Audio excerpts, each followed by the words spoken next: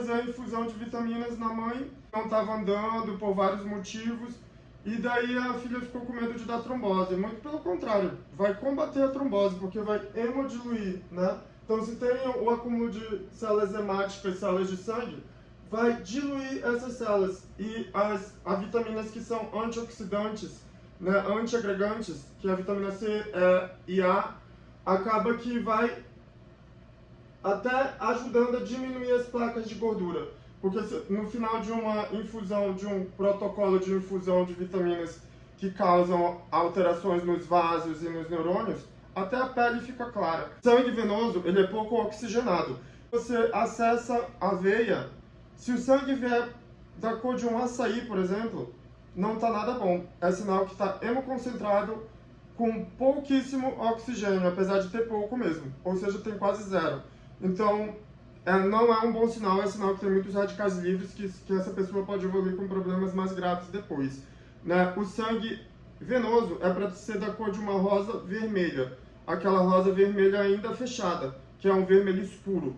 Né? O sangue arterial é para ser da cor de uma rosa mais aberta, que ela já fica mais vermelha clara, como se fosse esse vermelho aqui, né? Porque é bastante oxigenado. Eu até deixei impresso aqui um capítulo de esclerose lateral amiotrófica de ela, porque ultimamente apareceu já alguns pacientes com ela aqui para fazer uma reavaliação neurológica. E daí eu deixei impresso porque, mesmo dia eu disse para ele, o senhor quer que eu faça uma vitamina no senhor, numa dose maior, protocolar? Eu não vou cobrar o senhor não, o senhor vai ver que o senhor vai melhorar.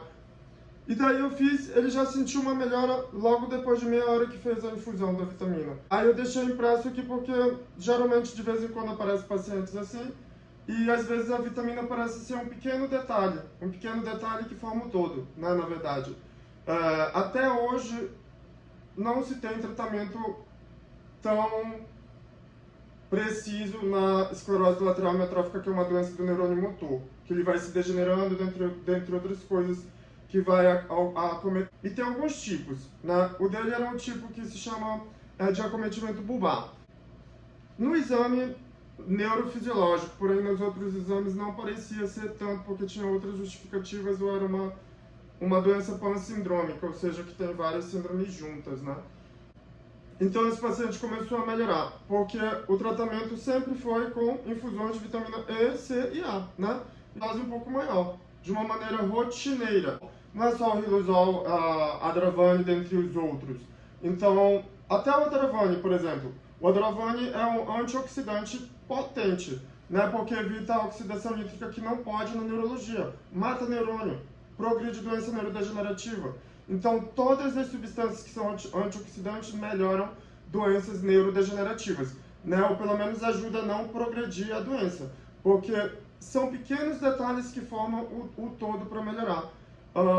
Antigamente eu atendia muitos pacientes. Porque os meus chefes faziam atender muita gente? Não, porque paciente ia, eu atendia.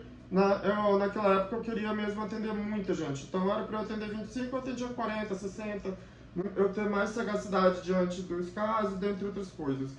Porém, também fez eu ver muitos casos, porque na pandemia a maioria dos neurologistas conhecidos no Rio de Janeiro tem uma idade um pouco mais avançada que a minha, né? Na pandemia todos estavam praticamente não trabalhando e ninguém queria ir para emergência. Todo mundo foi para as clínicas populares onde eu trabalhava, onde eu tinha que ganhar dinheiro para pagar minhas especializações, porque todo final de semana eu tinha que estar em São Paulo.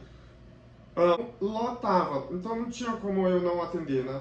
Então eu comecei a pegar todos os casos de todo mundo, né? Que todo mundo já tinha consultado. E daí fui pegando mão em algumas doenças que são um pouco raras, né? A maioria dos pacientes que continuaram comigo, muitos deles a conduta foi se modificando. Estava errado a conduta do colega? Não, com certeza não, estava certa diante dos protocolos, critérios, porque a medicina ela não fica parada, toda hora ela vai mudando.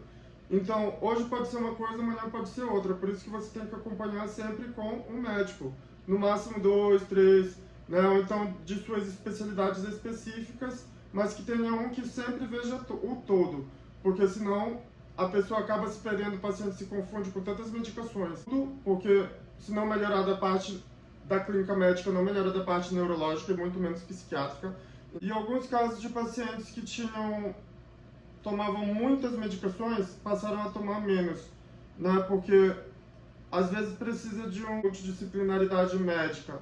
É bom quando tem uma equipe que se comunica entre si, né?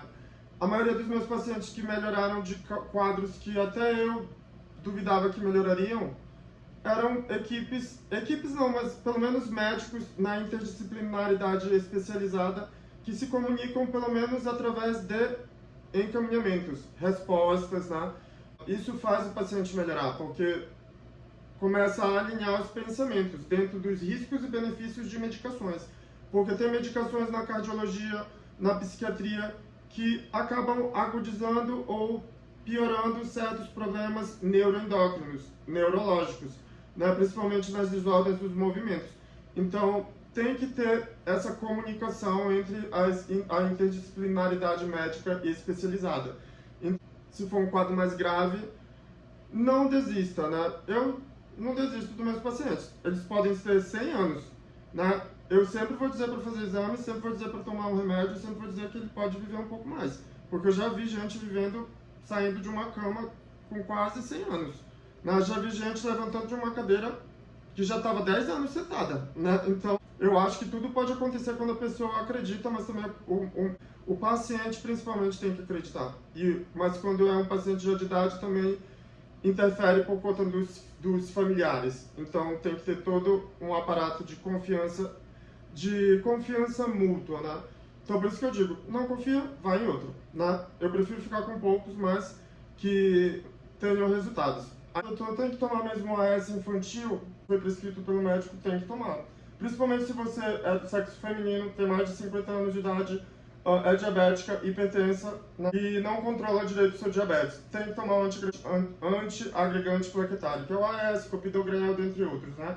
Forma emaranhados de células hemáticas, que vai formando trombo. Então, o antiagregante plaquetário, que é o AS infantil, ele desfaz esse emaranhado, evitando AVC, infarto, dentre outras causas de doenças cerebrovascular, cardiovasculares ou isquêmicas. Um paciente de 65 anos com um diagnóstico de doença de Parkinson, na verdade é síndrome parkinsoniana, e o paciente os acompanhantes acabaram entendendo doença de Parkinson, né? De olho no parkinsonismo precoce. Parkinsonismo precoce é bem raro, né?